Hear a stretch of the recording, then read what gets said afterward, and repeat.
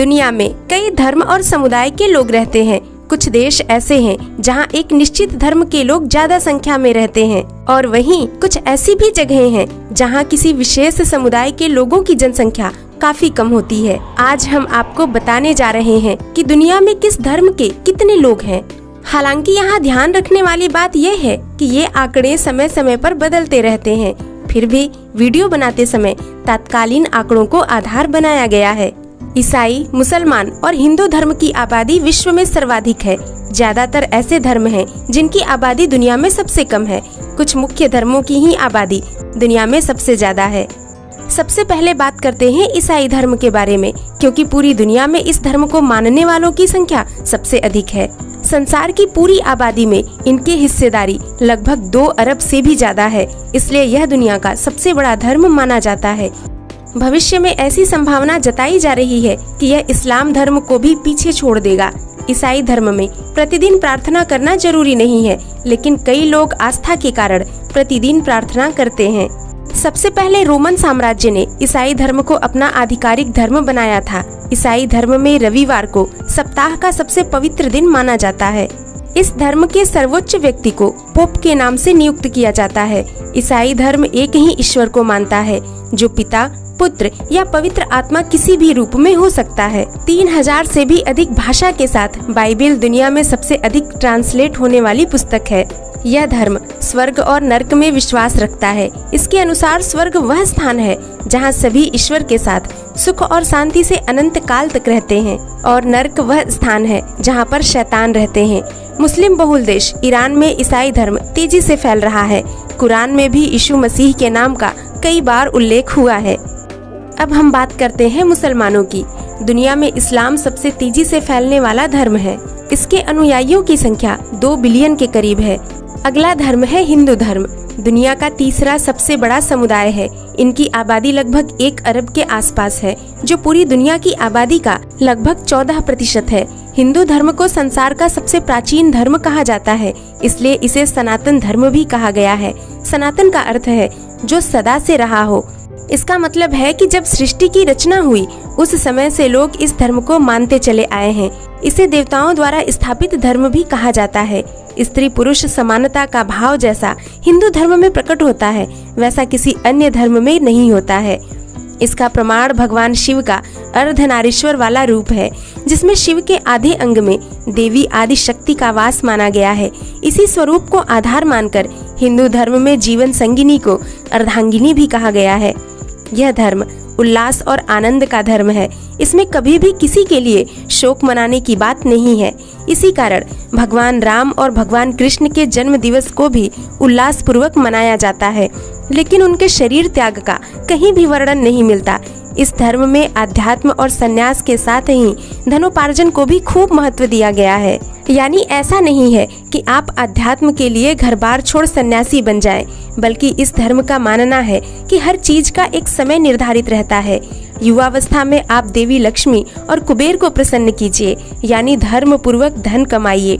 गरीबी में जीना भी पाप माना गया है, क्योंकि मनुष्य अभाव में होने पर भी गलत काम कर सकता है और पाप का भागीदार बन सकता है। लेकिन युवावस्था के ढलते ही मोह माया को त्याग कर संन्यास और आध्यात्म की राह पर चल पड़ो। हिंदू धर्म में चल अचल दोनों तरह के देवताओं का जिक्र किया गया है। मूर्ति रूप में विराजमान देवता, जिनकी मंदिरों, घरों, पूजा स्थलों पर पूजा की जाती है, उन्हें अचल देवता कहते हैं। यानी हिंदू धर्म में हर चीज को भगवान माना गया है। हिंदू धर्म एकमात्र ऐसा धर्म है जिसमें 33 करोड़ देवी देवताओं का जिक्र किया गया है। अन्य किसी भी धर्म में इतनी बड़ी संख्या में देवी देवताओं का जिक्र नहीं है। हिंदू धर्म में मृत्यु का भी सम्मान किया जाता है। यमराज को देवता रूप में भगवान शिव को संहार और प्रलय करने वाला कहा गया है। इसके बावजूद शिव को ही देव और महादेव कहा गया है।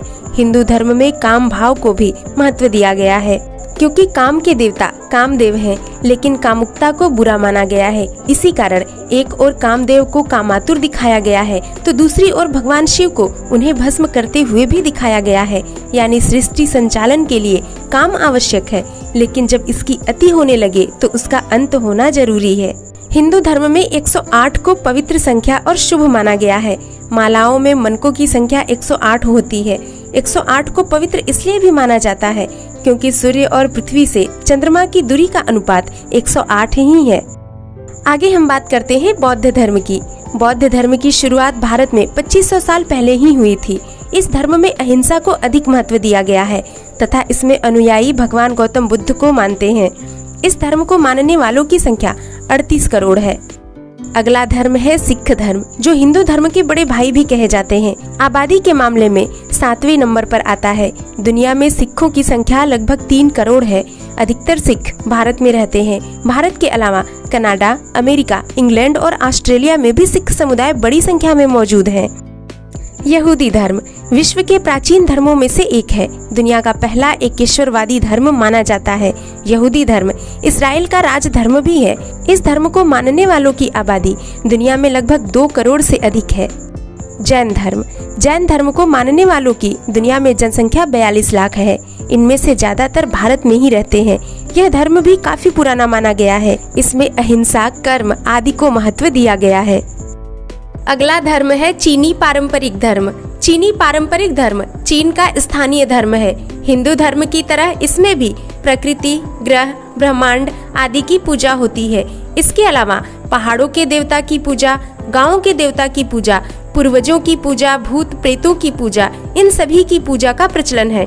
वर्तमान में चीनी पारंपरिक धर्म को मानने वालों की संख्या 39 करोड़ 50 लाख है। अफ्रीकन फोक रिलीजन विशेष समुदाय का धर्म नहीं है, बल्कि अफ्रीका महाद्वीप में कई छोटे बड़े कबीलों और समुदायों को मिलाकर उनकी पूजा पद्धति को एक विशेष नाम दिया गया है। अफ्रीका के अलग अलग हिस्सों में स्थित अफ्रीकी मूल निवासी अलग अलग देवताओं की पूजा करते हैं।